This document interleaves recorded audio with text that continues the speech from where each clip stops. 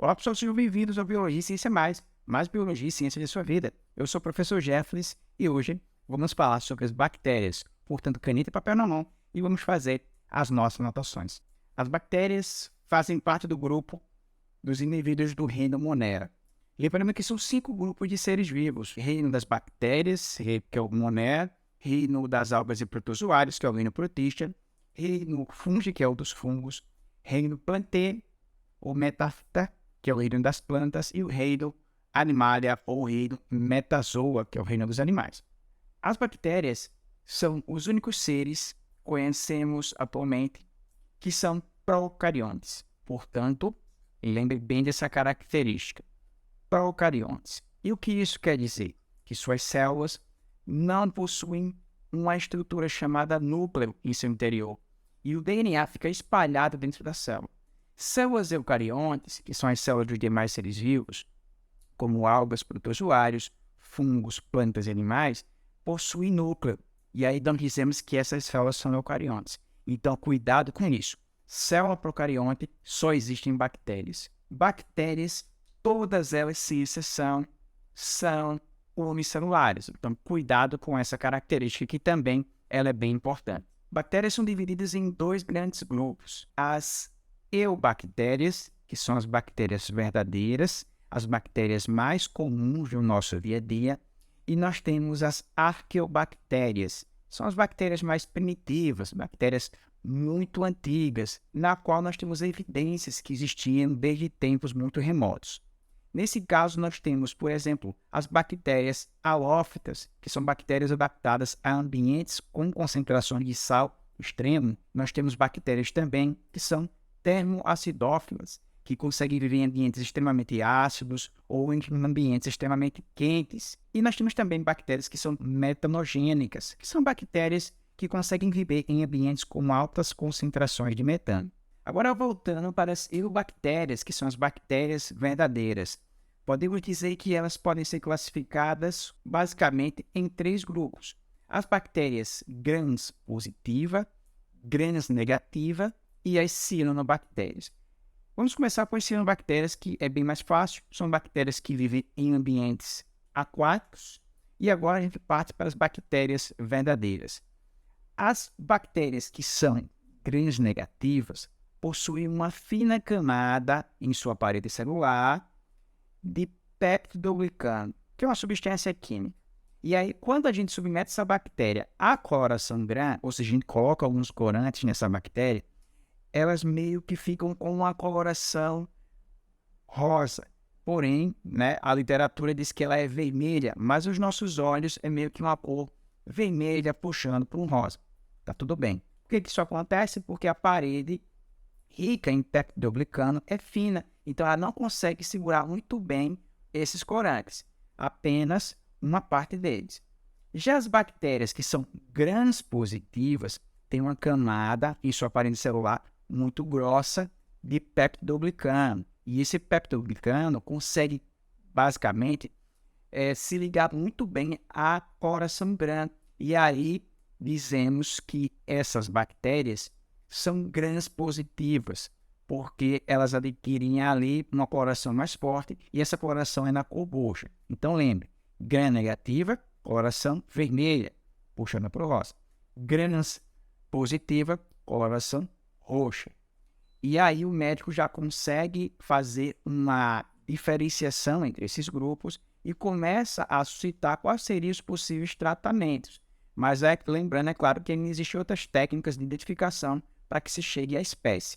Com relação ao formato do corpinho das bactérias, ele é bem variado. Nós temos bactérias chamadas de cocos.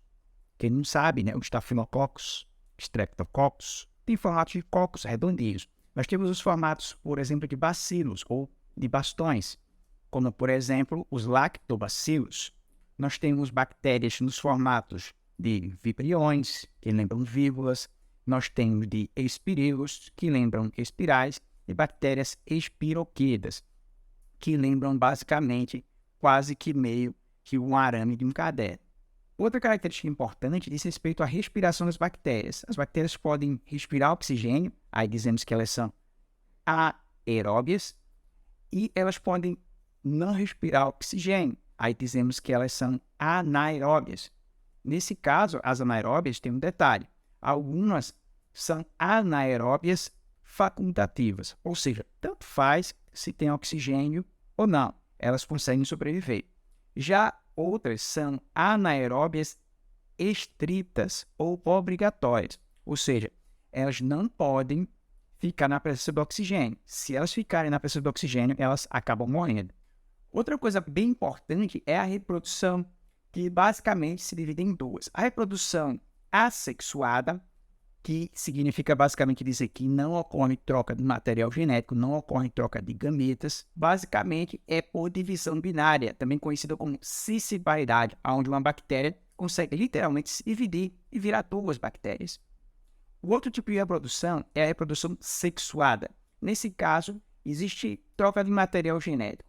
A bactéria A encontra com a bactéria B, elas se ligam, elas trocam material genético, ou seja, um pedacinho do DNA dessa vem para essa e vice-versa, depois elas se separam.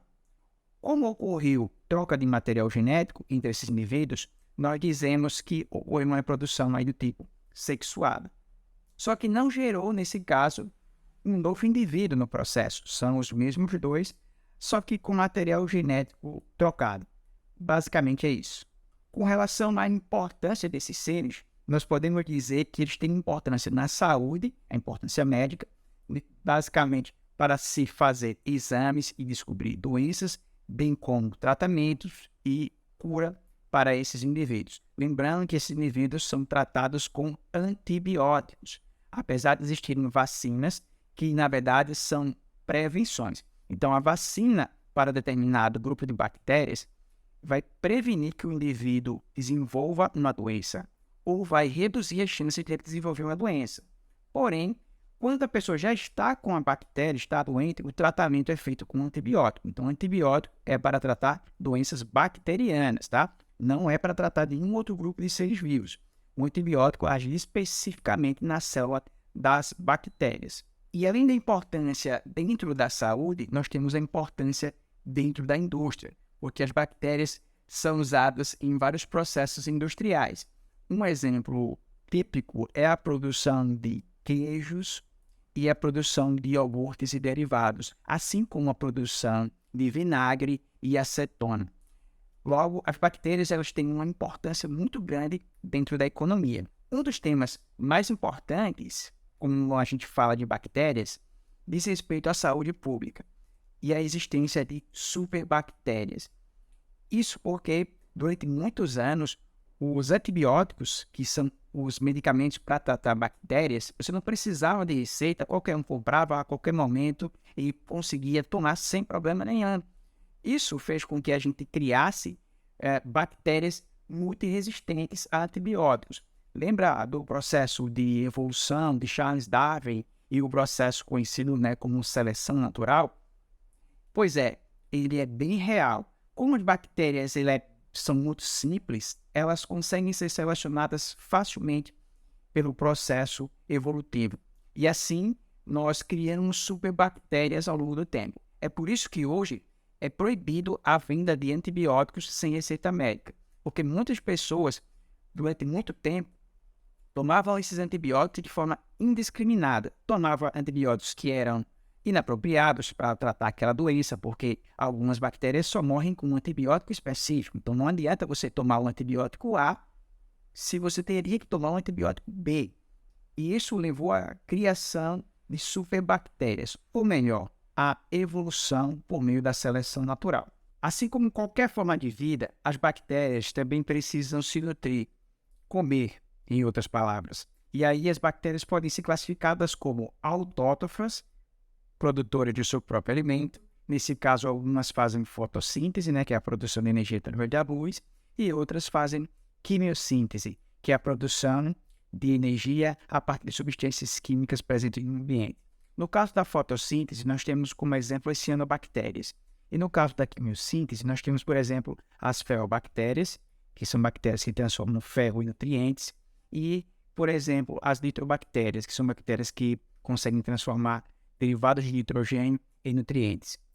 Outras bactérias, por exemplo, são heterótrofas, ou seja, precisam comer outros seres vivos ou os restos de outros seres vivos. Nesse caso, nós temos bactérias saprófitas, que são bactérias que são decompositoras, e nós temos também bactérias parasitas, que são aquelas que vão se alimentar das células de outros seres vivos. Nesse caso, são as bactérias que causam doenças. Para finalizar nossa aula, agora a gente vai ver quais são as estruturas básicas que tem uma bactéria e qual a função dessas estruturas. Esse desenho que vocês estão vendo é um modelo de uma bactéria com tudo que é possível em uma bactéria. Lembrando que nem toda bactéria tem todas essas estruturas que a gente está vendo aqui. Vamos começar com o flagelo, que serve para a locomoção. Nesse caso, para que a bactéria se mova, né? Que tem a motilidade, que a gente chama dentro da biologia. Em seguida, vamos ver a pile ou fímbrias, que são estruturas que ajudam a bactéria a se agarrar a outras células, né? Se aderir a outras células. É um indicativo de patogenicidade, ou seja, que a bactéria é perigosa. Vamos abrir essa bactéria ao meio agora e observar o que a gente pode encontrar no interior e nas camadas que a bactéria tem. A estrutura que a gente vê aí é o mesossomo, tem função de respiração e outras funções metabólicas, envolvendo produção de energia, gasto de energia, etc. O citoplasma, que é uma espécie de gel, ou meio líquido, onde estão todas as estruturas mergulhadas, serve para segurar as estruturas. Agora, o que você vê é a cápsula, nem toda bactéria tem, mas serve para proteger a bactéria, confere resistência a ela. Outra coisa também que vai ser bem possível de observar é a estrutura que a gente conhece como parede celular, que também vai oferecer resistência. Inclusive, é essa estrutura que é rica em peptidoglicano, que é a estrutura que garante que a bactéria fique corada, caso ela tenha isso em grande quantidade ou em menor quantidade. A outra estrutura a gente já conhece, né, que é a membrana plasmática, então fica exatamente nessa ordem que a gente pode ver aí, e serve também para delimitar a célula, dizer o que está dentro e o que está fora da célula. O plasmídio é um DNA extra que as bactérias têm, a maioria delas, para garantir a ela uma resistência a eventuais problemas que ela venha a sofrer, como, por exemplo, o uso de antibióticos. Em seguida, nós temos o nucleóide, que é o DNA, basicamente, tem a função de determinar as características da bactéria, e o ribossomo, que tem a função de produzir proteínas e outras estruturas que a célula vem a ter. Então, basicamente é isso que a gente observa em uma bactéria. Leve em consideração que essa bactéria é mutante, tá? Ela tem todas as características, mas nem todas as bactérias vão ter tudo isso. Algumas só têm flagelos, outras só têm pile, e assim sucessivamente. Mas, basicamente, são essas estruturas que a gente pode ver. Bom, pessoal, com isso nós encerramos mais essa nossa aula. Espero que vocês tenham gostado. Espero que essa aula te ajude de alguma forma. Se inscreve, comenta e compartilha para dar uma força e até a próxima.